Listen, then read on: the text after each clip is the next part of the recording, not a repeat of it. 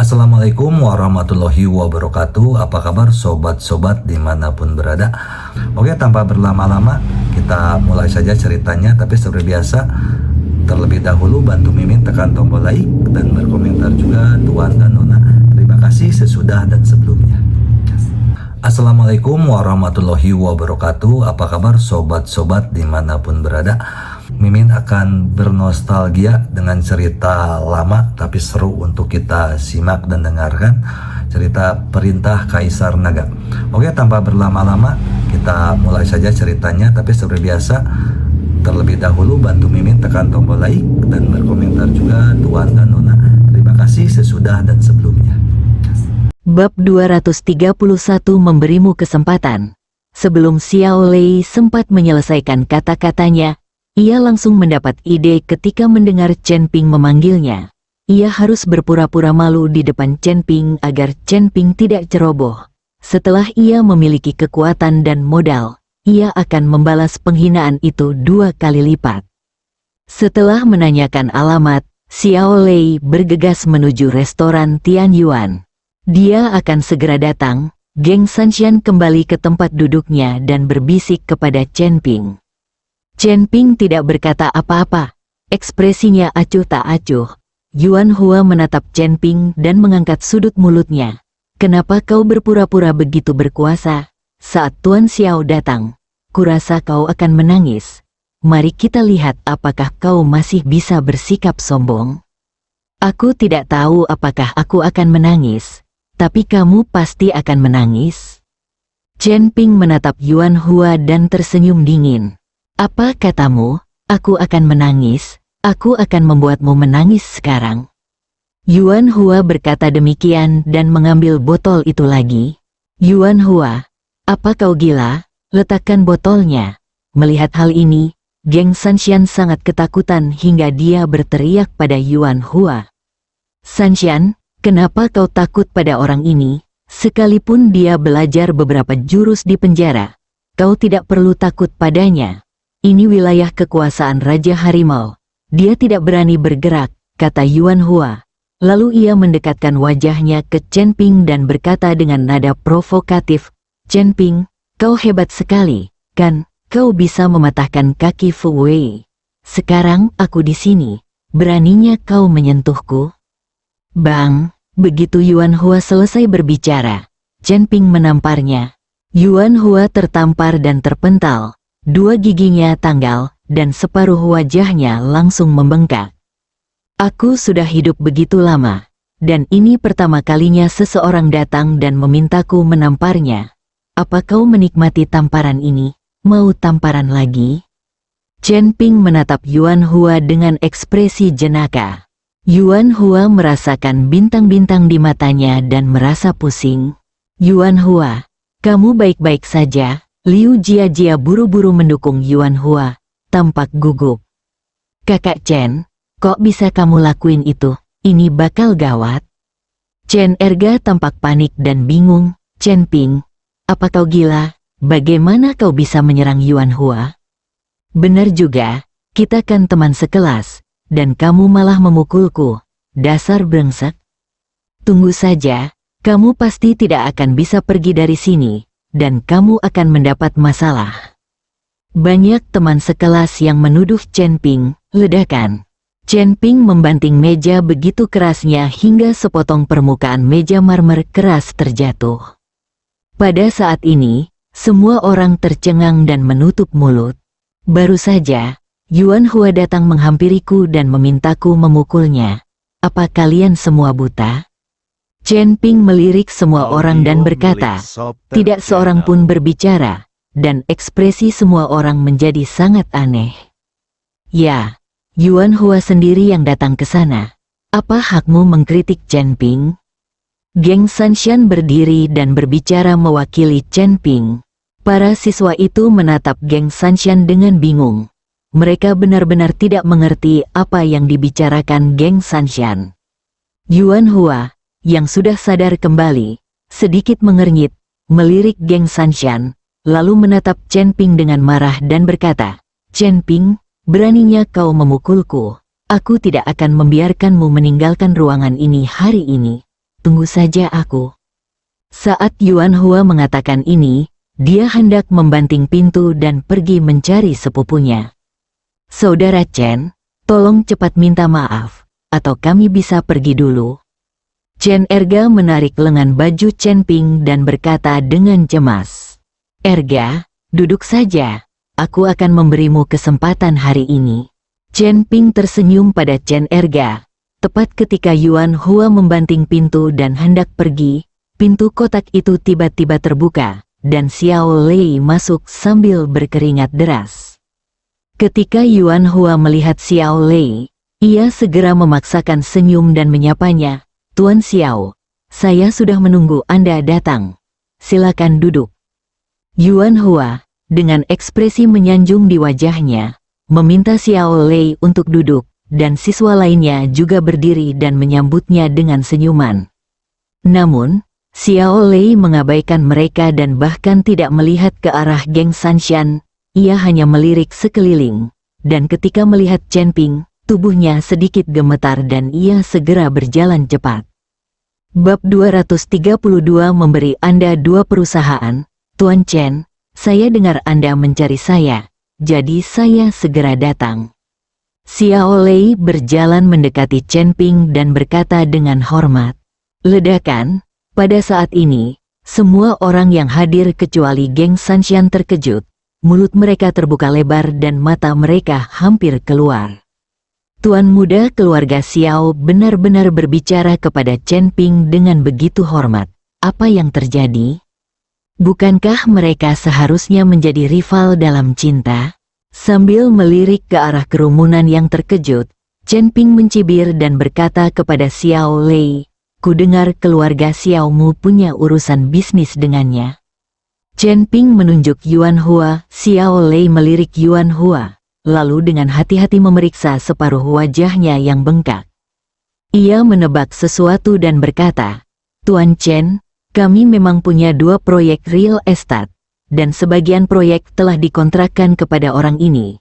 Namun, kami akan segera mengakhiri kerjasama ini, dan saya akan mengirim orang untuk memeriksa kualitas proyek secara ketat. Jika ada area yang tidak memenuhi syarat, saya akan memotong pembayaran proyek dan kemudian menuntutnya, sehingga ia menanggung kerugiannya." Chen Ping mengangguk sedikit dan harus mengakui bahwa kemampuan reaksi Xiao Lei cukup bagus. "Tuan Xiao, apa maksudmu? Kerjasama kita dihentikan, dana proyek ditahan, dan kalian juga akan bertanggung jawab atas kerugian kami. Mengerti?" Xiao Lei menatap Yuan Hua dan meraung dengan wajah dingin. Dia bersikap hormat di depan Chen Ping, tetapi itu tidak berarti dia bersikap hormat kepada semua orang. Ini, Yuan Hua terdiam. Dia tidak mengerti apa yang sedang terjadi. "Sikapmu hari ini menyelamatkan hidupmu, tapi tidak bisa menyelamatkan keluarga Xiao." Chen Ping berdiri, menepuk bahu Xiao Lei dan berkata, Chen Ping tidak membiarkan Xiao Lei pergi begitu saja. Jika dia membiarkan keluarga Xiao pergi, dia tidak perlu membunuh Xiao Lei. Tetapi dia bisa lolos dari hukuman mati, tetapi tidak dari hukuman hidup. Ketika Xiao Lei mendengar ini, dia berlutut di depan Chen Ping dengan suara plop, wajahnya pucat karena ketakutan.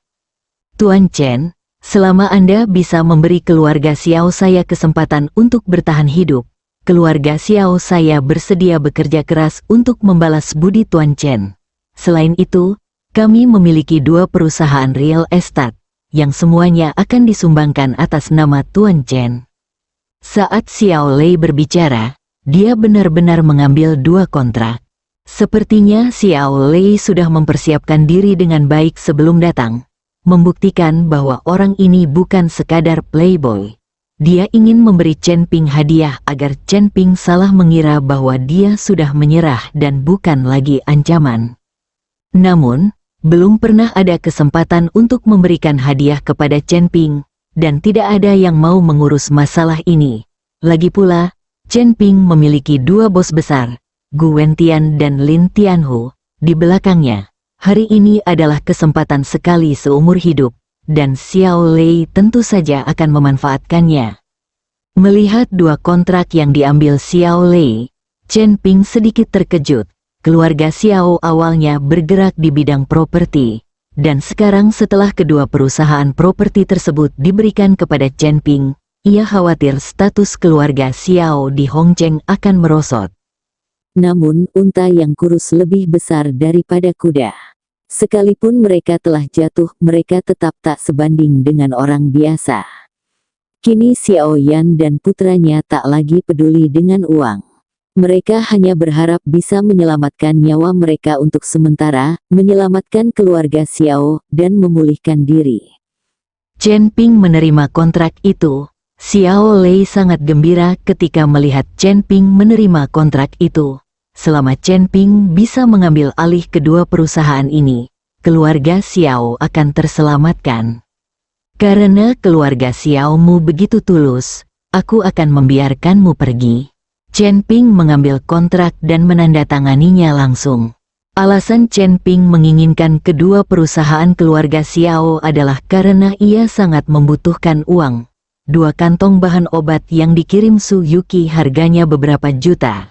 Sekarang, bahkan di puncak Gunung Panlong, energi spiritualnya sangat tipis, dan berbagai sumber daya di Seven Star Plate hampir habis.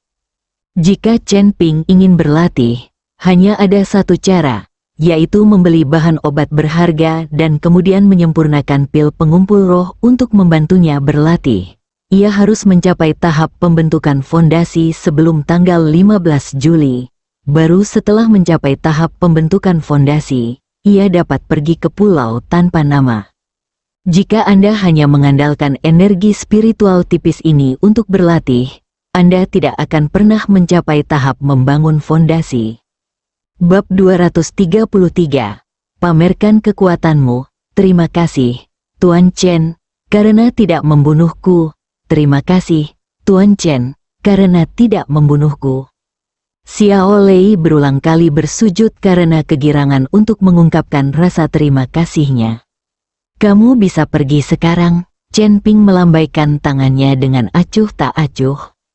Xiao Lei berdiri, membungkuk pada Chen Ping, berbalik dan berjalan keluar, tanpa melihat geng Sanshan dari awal hingga akhir. Tuan Xiao, kita sudah menandatangani kontrak. Bagaimana mungkin Anda membatalkan kerja sama begitu saja? Dan Anda harus membayar saya biaya proyeknya. Yuan Hua menghentikan Xiao Lei dan berkata langsung. Enyahlah, kata Xiao Lei dengan tidak sabar. Kalau aku tidak mengizinkanmu menikah, apa yang bisa kau lakukan? Xiao Lei, jangan pikir aku takut padamu hanya karena kau dari keluarga Xiao. Lihat bagaimana kau berlutut di hadapan Chen Ping. Bahkan jika kita membatalkan kerjasama, kau harus memberiku uangnya. Sepupuku adalah orangnya Tuan Tiger. Jika kau benar-benar memaksaku sampai batas kemampuanku, aku sama sekali tidak takut padamu. Yuan Hua mengambil keputusan dan berteriak pada Xiao Lei. Meskipun dia tidak mengerti mengapa Xiao Lei takut pada Chen Ping, dia harus mendapatkan kembali pembayaran proyek. Jika tidak, perusahaannya tidak akan dapat beroperasi. Meskipun keluarga Xiao kuat, reputasinya masih kalah dengan Lin Tianhu. Jadi Yuan Hua ingin menggunakan Lin Tianhu untuk menekan Xiao Lei. Bodoh. Xiao Lei menatap Yuan Hua dengan jijik, mengabaikannya dan pergi. Lin Tianhu selalu mendengarkan Chen Ping dengan patuh, tetapi Yuan Hua ini masih pamer dengan menggunakan nama Lin Tianhu. Melihat Xiao Lei pergi, wajah Yuan Hua dipenuhi amarah dan ia memelototi Chen Ping dengan tajam. Semua ini disebabkan oleh Chen Ping.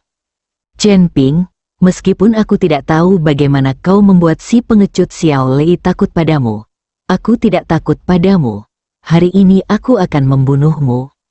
Setelah Yuan Hua selesai berbicara, dia langsung berjalan keluar untuk mencari sepupunya. Suasana di dalam kotak langsung menjadi canggung. Tak seorang pun berbicara. Semua orang menatap Chen Ping. Tak habis pikir bagaimana Chen Ping bisa begitu kuat sampai-sampai tuan muda keluarga Xiao pun takut padanya. Hanya Jiang Wenjing yang menatap Geng Sanshan dengan tatapan bingung dan bertanya, "Geng Sanshan, apakah kamu sudah putus dengan Xiao Lei? Apakah kamu bukan lagi nyonya muda keluarga Xiao?" Begitu Jiang Wenjing mengatakan ini, semua siswa menatap Geng Sanshan, masing-masing dengan tatapan bertanya. Wajah Geng Sanshan memerah dan dia tampak malu. Tetapi sekarang setelah keadaannya begini, dia tidak bisa menyembunyikannya lagi dan hanya bisa mengangguk. "Sial, aku jadi penasaran kenapa aku terus membela Chen Ping. Ternyata dia ditendang oleh Xiao Lei." Melihat apa yang dilakukan Xiao Lei barusan, dia jelas tidak berani menikahi Geng Sanshan lagi. "Kamu bukan lagi nona muda keluarga Xiao. Kenapa kamu masih berpura-pura?" Ketika semua orang melihat Geng Sanshan mengakuinya, mereka langsung menunjukkan ketidakpuasan yang mendalam. Jika Geng Sanshan tidak memiliki identitas sebagai nona muda keluarga Xiao, dia bukanlah apa-apa. Siapa yang akan menjilatnya? "Saudara Chen, ayo kita pergi. Kau tidak tahu, Raja Harimau itu sangat kuat dan bisa membunuh orang tanpa berkedip." Meskipun Chen Erga terkejut karena Chen Ping bisa membuat Xiao Lei begitu takut padanya, Yuan Hua sekarang pergi mencari sepupunya, dan sepupunya adalah orang Lin Tianhu. Ia takut Chen Ping akan menyinggung Lin Tianhu dan dibunuh oleh Lin Tianhu. Melihat ekspresi ketakutan Chen Erga, Chen Ping tersenyum kecil. "Apakah kamu melihat Lin Tianhu?" "Tidak." Chen Erga menggelengkan kepalanya. "Karena kamu belum pernah melihatnya, bagaimana kamu tahu dia membunuh orang tanpa berkedip?" Chen Ping tertawa. "Saudara Chen, Anda sudah dipenjara beberapa tahun terakhir, jadi Anda tidak tahu apa yang terjadi di luar. Ju Yitang milik Tiger Lord dan Geng Chilong milik Feng Sihai telah membunuh orang dengan kejam. Dalam satu kejadian, lebih dari 20 orang terbunuh. Hampir semua orang di kota tahu tentang ini." Chen Erga berkata dengan tatapan ngeri, "Jangan khawatir, aku di sini, tidak akan terjadi apa-apa." Chen Ping tersenyum dan menepuk bahu Chen Erga, lalu melemparkan 2 kontrak transfer di hadapan Chen Erga. "Tolong bantu aku mengurus kedua perusahaan ini. Aku tidak punya waktu." Bab 234 Jalan yang mana? Chen Erga tertegun sejenak. "Chen, kakak Chen, ini tidak bisa. Aku tidak tahu bagaimana caranya." "Kalau tidak tahu, belajarlah. Siapa yang terlahir tahu." Chen Ping menyodorkan kontrak itu ke tangan Chen Erga dan berkata, "Berdirilah tegak di masa depan. Semua orang akan memanggilmu Tuan Chen." Chen Erga memegang 2 kontrak, tangannya gemetar, wajahnya memerah, dan dia sangat bersemangat. Pada saat ini, dia berfantasi tentang adegan di mana orang lain memanggilnya Tuan Chen. Para siswa lain menyaksikan ini dengan mata berkaca-kaca, dan mereka hampir iri setengah mati. Kedua perusahaan real estate itu memiliki aset setidaknya senilai ratusan juta. Dalam sekejap mata, Chen Erga menjadi bos perusahaan senilai ratusan juta. Beberapa siswa mulai menyesal karena tidak bersikap sopan kepada Chen Ping seperti Chen Erga sejak awal. Jika mereka bersikap sopan, mungkin mereka bisa mendapatkan beberapa manfaat. Pada saat ini, pintu kotak itu tiba-tiba ditendang terbuka, dan seorang pemuda berbaju putih dan berjas hitam masuk, diikuti oleh beberapa penjaga keamanan. "Sepupu, orang ini telah memukuliku. Kamu harus membalaskan dendamku." Yuan Hua menunjuk Chen Ping dan berkata. Sepupu Yuan Hua melirik Chen Ping dengan dingin, lalu berkata kepada Yuan Hua, "Hanya dia." Yuan Hua melirik beberapa teman sekelasnya, dan teman-teman sekelas itu begitu takut hingga mereka menjauhkan diri dari Chen Ping. Chen Erga tengah berjuang dalam batinnya saat ini, kakinya gemetar ketakutan, tetapi pada akhirnya dia tetap tidak bergerak. Dan anak di sebelahnya, hancurkan mereka semua, sialan. Ketika Yuan Hua melihat Chen Erga masih duduk di sebelah Chen Ping tanpa bergerak, dia langsung marah. "Kau benar-benar pecundang, hanya 2 orang seperti monyet ini yang menghajarmu. Sepupu Yuan Hua menamparkan kepala Yuan Hua dan mengumpat. Yuan Hua berkata dengan wajah penuh keluhan, "Sepupu, orang ini baru saja keluar dari penjara dan belajar beberapa jurus. Aku tidak bisa mengalahkannya." Hei, dari dunia bawah. Ketika sepupu Yuan Hua mendengar ini, sudut mulutnya langsung terangkat. "Kakak, dunia bawah yang mana?" Sepupu Yuan Hua mengira bahwa karena Chen Ping berada di penjara, dia hanya berkeliaran di masyarakat.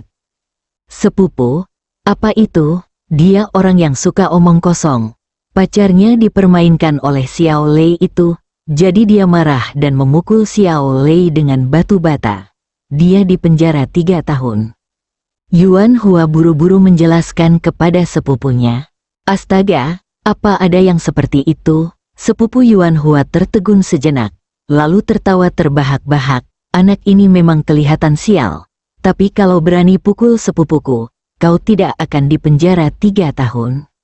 Setelah sepupu Yuan Hua selesai berbicara, dia tiba-tiba mengambil botol anggur dan membantingnya ke kepala Chen Ping. Ah, melihat hal itu, beberapa gadis pemalu berteriak. Chen Erga begitu takut hingga wajahnya memucat, tetapi melihat Chen Ping hendak dipukul, Chen Erga menggertakkan giginya, berdiri dan mengangkat bangku. Namun sebelum dia sempat bergerak, dia melihat Chen Ping, yang sedari tadi duduk diam, melancarkan pukulan. Sepupu Yuan Hua terkena pukulan di perut dan terlempar mundur. Rasa sakit yang hebat membuat sepupu Yuan Hua membungkuk, wajahnya tampak sangat mengerikan. "Sepupu, kamu baik-baik saja?" Yuan Hua buru-buru mendukung sepupunya dan bertanya. "Ayo, bunuh dia." Sepupu Yuan Hua meraung dengan marah, dan melihat ini, beberapa petugas keamanan bergegas membawa tongkat karet. "Saudara Chen, cepatlah pergi, aku akan melawan mereka." Chen Erga mengambil bangku dan langsung menghampirinya. Namun, saat Chen Erga dan para penjaga keamanan hendak berkelahi, sesosok tubuh melintas, dan kemudian semua penjaga keamanan terjatuh ke tanah, mengerang kesakitan.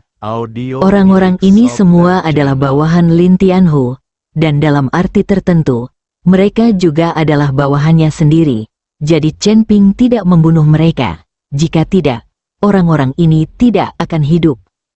Bab 235. Tangan terputus. Semua orang tercengang melihat pemandangan di depan mereka, dan Yuan Hua bahkan lebih tercengang lagi. Chen Ping ini terlalu kuat, beberapa orang tidak bisa mengalahkannya. Sepupu Yuan Hua tidak menyangka Chen Ping begitu kuat. Ia menahan rasa sakit yang hebat dan berkata, "Pergi dan panggil Tuan Harimau." Tak lama kemudian, seseorang pun mengundang Lin Tianhu. Mendengar Lin Tianhu datang, semua siswa menjadi gugup, meskipun bukan urusan mereka. Nama Lin Tianhu membuat mereka takut. "Saudara Chen, Chen Erga," sambil memegang bangku, menatap Chen Ping dan memanggil. "Erga, kamu takut?" tanya Chen Ping sambil tersenyum. Chen Erga menggertakkan gigi dan menggelengkan kepala. "Karena kita sudah sampai sejauh ini, tidak ada yang perlu ditakutkan. Yang terburuk yang bisa terjadi adalah kita hanya bisa mempertaruhkan nyawa kita." Chen Ping tersenyum dan tidak mengatakan apa-apa. "Chen Ping, Tuan Harimau datang. Kau sudah mati. Aku akan memotongmu berkeping-keping." Ketika Yuan Hua mendengar bahwa mereka akan mengundang Lin Tianhu, dia langsung menjadi bersemangat. "Aku menunggu." Setelah Chen Ping selesai berbicara, dia duduk kembali dengan ekspresi yang sangat tenang. Di sisi lain, Lin Tianhu sedang menunggu Chen Ping di lantai 3. Tetapi Chen Ping tidak datang lama-lama, dia tidak berani memanggilnya lagi, jadi dia hanya bisa menunggu. "Tuan Tiger, ada sesuatu yang terjadi di lantai bawah. Seseorang membuat kekacauan di ruang pribadi dan memukuli saudara Biao." Seorang pelayan bergegas ke ruang pribadi di lantai 3 dan berkata kepada Lin Tianhu, "Sialan, siapa yang berani bikin onar di restoranku?" Apa dia dari geng Naga Merah? Ketika Lin Tianhu mendengar ini, dia langsung berdiri dan bergegas turun. Aku tidak tahu, tapi ku dengar dia sangat kuat. Pelayan itu menjawab. Lin Tianhu mengerutkan kening. Jika dia sangat kuat, dia jelas ada di sini untuk membuat masalah. Sekarang, selain geng Naga Merah, tidak ada yang berani membuat masalah di wilayahnya. Feng Zihai baru saja menderita kerugian beberapa hari yang lalu, jadi bukan tidak mungkin dia datang ke sini untuk membuat masalah saat ini. Tak lama kemudian, Lin Tianhu tiba di kotak di lantai 2 dan menendang pintunya hingga terbuka. Saat hendak mengumpat, ia melihat Chen Ping duduk di sana, dan Lin Tianhu terkejut. Tuan Harimau, dia, sepupu Yuan Hua berdiri dengan susah payah dan hendak mengatakan sesuatu kepada Lin Tianhu. Tetapi dia melihat Lin Tianhu bahkan tidak melihatnya dan berjalan langsung ke arah Chen Ping. Melihat Lin Tianhu berjalan menuju Chen Ping, Yuan Hua tersenyum dan berkata, "Chen Ping, tunggu saja Tuan Tiger membunuhmu." Begitu Yuan Hua selesai berbicara, dia melihat Lin Tianhu berjalan mendekati Chen Ping dan dengan hormat memanggil, "Tuan Chen." Chen Ping tidak mengatakan apa-apa. Dia hanya meletakkan cangkir tehnya, dan Lin Tianhu segera mengisinya dengan teh. Pada saat ini, semua orang kembali tercengang, mata mereka hampir keluar dari kepala karena terkejut. Baru saja Xiao Lei datang dan berdiri di samping Chen Ping seperti seorang pelayan. Tetapi sekarang Lin Tianhu telah datang, sikapnya masih sama. Mereka benar-benar tidak dapat memahami betapa hebatnya Chen Ping. Dan Yuan Hua dan sepupunya benar-benar bodoh. Harimau, Tuan Harimau, siapakah pria ini? Sepupu Yuan Hua juga tidak bodoh. Dia langsung menyadari ada yang tidak beres dan bergegas. "Biaozi, sudah berapa tahun kau bersamaku?" Lin Tianhu tidak menjawabnya, tetapi bertanya dengan suara keras. "Tuan Harimau, 5 tahun." Jantung Biaozi bergetar dan dia menjawab dengan terbata-bata. 5 tahun, itu bukan waktu yang singkat. Lin Tianhu menepuk bahu Biaozi dengan tenang. Kali ini, Biaozi ketakutan dan berlutut di depan Lin Tianhu. Dia telah mengikuti Lin Tianhu selama 5 tahun dan tahu bahwa semakin tenang Lin Tianhu, semakin kuat niat membunuhnya. "Tuan Harimau, tolong ampuni nyawaku. Tuan Harimau, tolong ampuni nyawaku." Biaozi mulai bersujud kepada Lin Tianhu terus-menerus. Lin Tianhu tetap tidak tergerak. Ia mengeluarkan belati tajam dan melemparkannya ke tanah. "Patah tanganmu." Biaozi menatap belati di tanah, ragu-ragu sejenak, lalu mengambilnya dan menebasnya sekuat tenaga, bersambung.